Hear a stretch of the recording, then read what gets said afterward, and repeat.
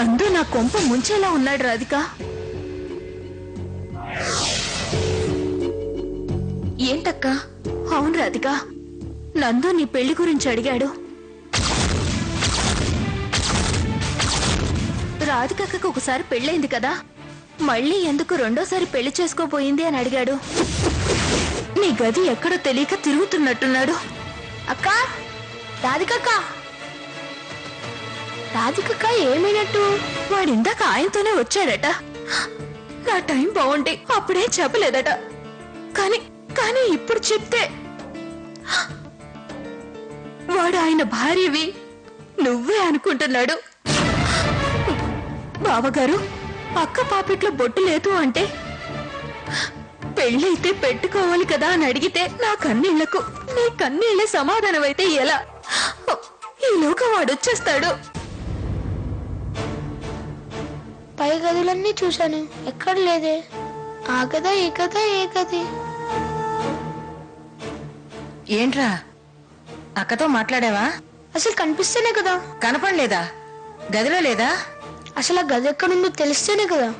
రాధిక గది తెలీదా? ఇందాక సంగతి అడగొచ్చు కదా. పైనుంది. అయ్యో, మళ్ళీ పైనంతా వెతకాలా? అక్కర్లేదు, మెట్లెక్కి పైకి వెళ్ళగానే కుడివైపున్న గది. రైట్ సైడా? రైట్ సైడేరా బడవా, వెళ్ళు వెళ్ళు. రూపా, పెళ్ళైన నువ్వు పెట్టుకోవడానికి ఎందుకు ఆలోచిస్తున్నావు? రాధిక, పెట్టుకో, వాడు వచ్చేస్తాడు. రాధికక్క, రాధిక, పెట్టుకో.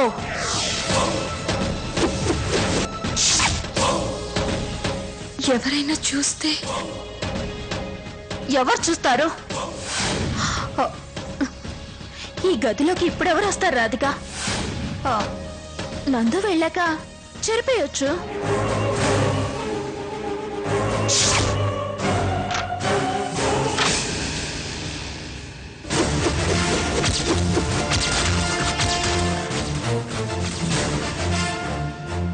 అమ్మో, దేవుడు గది.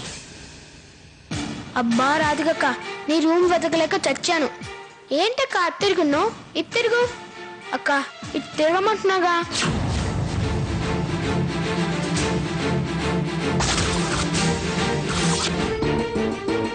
అమ్మయ్య, అక్క పాపిట్లో బొట్టుంది. ఎందుకురా? అయితే నీకు పెళ్ళి నిజమే. మళ్ళీ పెళ్లికి ఎందుకు రెడీ అయ్యావు అక్క?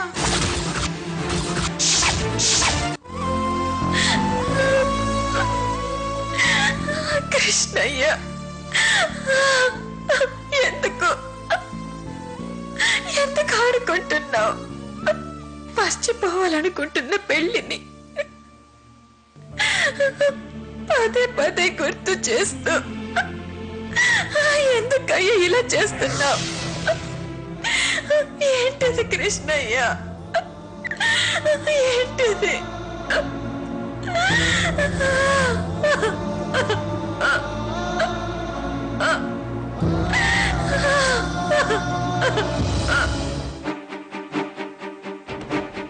చూసారా అత్తయ్య ఎంతకి తెగించిందో?